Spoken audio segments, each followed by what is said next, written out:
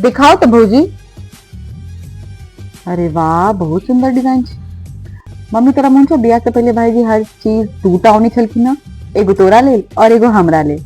आप तो भाईजी सिर्फ भौजी ले रहने छथिन। नहीं नहीं, नीक बात छे, डिजाइनो बहुत सुंदर छे। ओना भाईजी बियाह के बाद कनी बदल गेलखिन ना। भौजी एठाम अहाँके प्योर सिल्क के साड़ी राखल छलै, की भेल?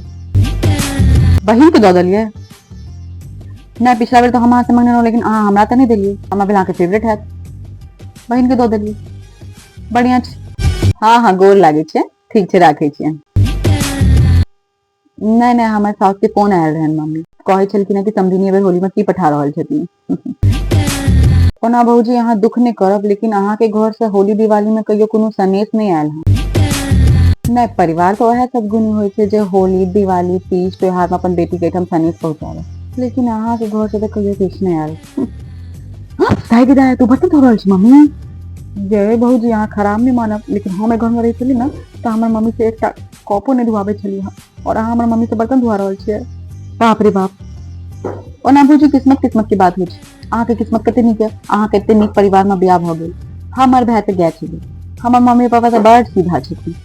अहाँ के तो नैहर में 4 बजे उठे छलियै हँ और सब लेल चाय बनबे छलियै हँ, और एठम तो अहाँ 11 बजे अहाँ के बैग भेज जाइए।